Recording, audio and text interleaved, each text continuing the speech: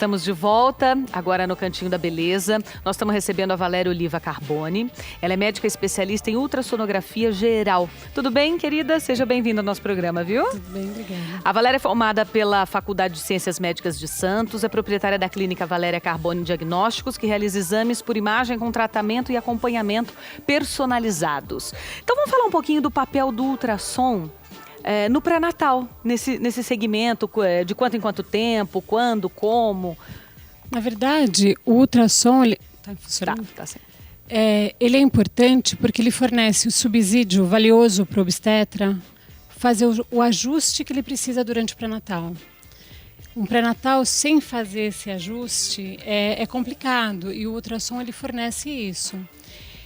O ultrassom a gente pode realizar, aliás, deve realizar desde o momento que você sabe da sua gestação. Então, há 5 semanas, há 6 semanas, para saber se você tem o saco gestacional dentro do útero, para saber quantos embriões são.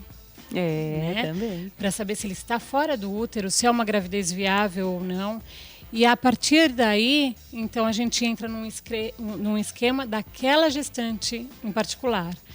Porque a gente tem um esquema padrão, na verdade, e eu sempre comento com as pacientes, não se compara com a amiga, ou não se compara com a vizinha.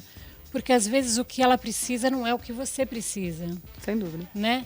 Então é complicado, porque ela vem com uma ansiedade, mas espera aí, você não vai ver na semana que vem, me ver de novo? Não, porque a minha vizinha precisou. Mas ela tinha um descolamento, ela tinha um problema na artéria uterina, por exemplo, que não é o que você tem. Então a gente tem que tomar muito cuidado com isso. E quando a gente diz de quanto em quanto tempo fazer esse ultrassom? Tem um... Geralmente é mensal. Tá. Mas para generalizar é pelo menos 4 ultrassons na gestação inteira. Sem riscos para o bebê? Não, nunca tem nunca risco. Tem, nunca nada tem risco, parecido? Nunca tem. Tá. O que é o exame morfológico, né? E o que esperar do resultado quando a gente fala das diferentes faixas etárias das mulheres? Então, na verdade, o ultrassom morfológico são pelo menos 2. Hoje a gente tem o terceiro morfológico no final, mais para a terceira fase da gestação. Mas são 2 momentos principais em que nós medimos ou avaliamos estruturas importantes do bebê para nós darmos para essa gestante, de acordo com a idade dela, o risco dessa gestação. O risco do bebê ter uma anomalia cromossômica, por exemplo. Né? Então, por exemplo, uma gestante de 25 anos, o risco dela ter uma anomalia cromossômica é completamente diferente de uma paciente aos 40 anos. É injusto. Sim, através do que nós encontramos, mas a gente, por exemplo, na translucência nucal, que é um exame feito entre 11 e 13 semanas e 6 dias. Mas eu acho que a grande questão, Valéria, que as pessoas esquecem, é que elas vão buscar o ultrassom morfológico do primeiro trimestre para ver o sexo do bebê. Isso sempre. E o sexo, às vezes, não vem ali, ele não é importante. Aliás, o sexo não é para ver no morfológico. Sangue. Sim. Que já é um também diagnóstico não mais é definitivo. Mas o morfológico é um primeiro exame de triagem, né? Sim. Ele vai trazer informações e vai agregar condutas. E o ideal, sempre fazer com o mesmo profissional, porque a visão e a forma dele fazer o exame é diferente. Né? Então, ele consegue avaliar a sequência do crescimento desse bebê. Quando vocês comentaram quantos exames de ultrassom, não tem essa resposta. Se você tem uma criança que não está crescendo direito, você vai ter que reavaliar ela precocemente, você vai ter que instituir medidas para favorecer o desenvolvimento dessa gestação. Então, às vezes, você reavalia a cada semana, às vezes 2 vezes numa semana, às vezes de um dia para o outro vai fazer diferença para você ganhar 1, 2, 3 dias dentro da barriga. Então, o ultrassom é um exame hoje que ele não é um a mais, ele é parte do pré-natal e ele deve ser feito do começo ao final. Mas eu acho, desculpa, que as informações elas devem ser dadas de uma maneira muito clara. Porque, por exemplo, eu recebo todo dia paciente, olha, eu vim fazer a translucência para ver se meu filho é normal. Se não tem nenhuma deficiência física. A translucência não quer dizer que... A translucência numa medida normal não quer dizer que o filho não tenha nada.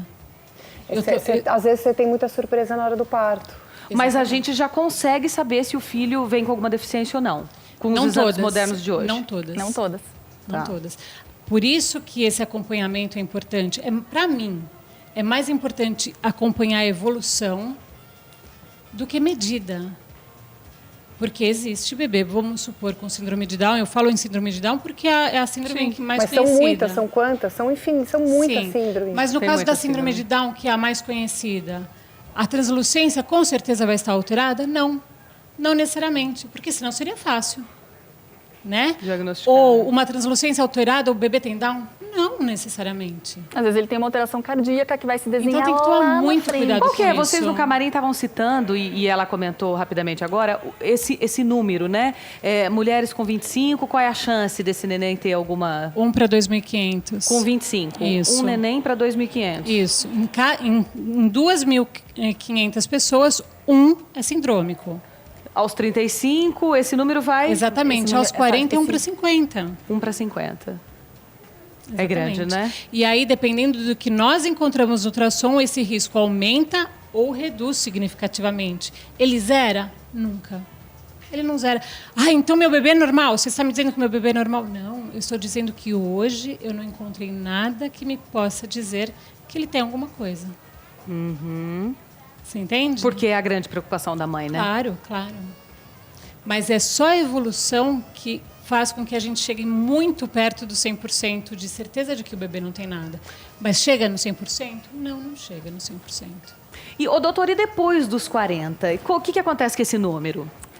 Em termos de risco, sim, ele aumenta grandemente de um ano para o outro. A gente observa assim, o risco aos 42, 43 anos da gestante que engravida com óvulos próprios, ele aumenta bastante. Se você for pensar, a chance é sempre maior de nascer muito bem, né? A gente está falando de números de 1 para 15, 1 para 10, 1 para 30. Então é sempre mais fácil não ter nada do que ter um problema, né? Mas o risco aumenta porque os óvulos envelhecem. Eu brinco no consultório que os óvulos são mais velhos do que a gente. Porque quando você está no 4º mês de gravidez na barriga da sua mãe, eles estão prontos. Eles estão prontos e eles vão durar dali para o final da vida. Então, sim, eles fazem aniversário antes, né? Se você pensar que para acontecer o bebê, você tem que ter todo um processo de finalização do óvulo, uma parte mais requintada, vamos falar assim, do desenvolvimento do óvulo, quanto mais tempo passou, maior é a chance de ter um erro, né? E isso é o que a gente é o risco. Essa é a grande questão. Então, sim, aumenta, mas no final, na maioria das histórias, o final sempre é feliz. E uma gestação de risco, pelo ultrassom, você consegue ver também? Depende do risco, né? Então, depende se acontece um descolamento, ou se tem uma cicatriz da cesárea de uma forma patológica, ou se, por exemplo, o colo do útero é pequeno, é encurtado, ou se ele está aberto antes do momento adequado, às vezes com 20 semanas, o colo do útero encurta e abre, e a paciente não tem sintoma. Sim. Né? Então, hoje a gente fala muito da necessidade de ultrassom transvaginal, juntamente com o ultrassom da 20ª semana, na 16ª semana, não interessa, né? Mas tem que ser feito também o acesso para o colo do útero, porque muitas vezes a gente vê alguma patologia que a gente pode evitar, um desfecho ruim, na verdade. Mas eu não estou sentindo nada, mas é exatamente por isso. É prevenir. E na gestante de risco, sempre colocar que se a gestante tem um risco, esse risco pode ser por ser uma gestação múltipla, ela tem um risco de trabalho de parto prematuro. Exatamente. Esse risco pode ser por ela ser hipertensa, por ela ser diabética. Então, a depender da patologia, do problema que ela vai trazer, esse problema pode afetar mais a ela ou mais ao bebê. Porque a gente está falando muito de patologia fetal, mas tem a patologia materna, né? Eu tenho, então, trombofilia. Eu vou ter na próxima gravidez, por exemplo, se eu engravidar, ou eu tive só numa gestação, ou já é meu, eu tive que tomar injeção a gravidez inteira, trombofilia genética. É genética? A trombofilia genética, ela aumenta então, teu risco. Então, por exemplo, se um milagre acontecer e eu engravidar natural, eu já tenho que ir correr atrás para poder tomar os Exatamente. Então tá. Nossa, eu precisava muito saber disso. É para sempre. É pra sempre. Agora, o papel do ultrassonografista especialista em medicina fetal, junto ao pré-natal. Queria que você finalizasse dando mais uma explanada para quem está em casa. É importante porque nós conhecemos, na verdade, as patologias mais acometidas. Nós temos condições de acessar esse bebê de uma forma mais específica. Nós temos aparelhagem específica para isso, né? Porque é importante, porque eu vejo num consultório de medicina fetal muita gente vir para fazer o 3D. Para fazer a foto da face do bebê. Mas você não quer saber se o seu bebê está normal? Ah, mas eu queria ver a foto. Né? Então, acaba aqui distorcendo. Aliás, nós temos algumas fotos aí. Vocês colocaram já? Não, pode colocar para a gente dar uma olhadinha. Olha aí, ó. É incrível, né? Porque é muito importante, por exemplo, eu falo quando nós vemos o embriãozinho. Sim. Desde o começo, a gente pode estudar o desenvolvimento embriológico. Então, antes do bebê estar formado, nós podemos avaliar algumas patologias. Olha, não está se desenvolvendo do jeito que deveria. Que legal. Olha, gente, eu vou deixar o site da Valéria Oliva Carboni, que é o www.valeriacarboni.com.br. Está aí no vídeo para você acompanhar. Ela é proprietária da clínica Valéria Carboni Diagnósticos, que realiza, então, esses exames por imagem com tratamento e acompanhamento personalizados. Querida, obrigada, viu? Imagina, você participa daqui a pouquinho do jantar com a gente. Obrigada. E você que está em casa também. Até já.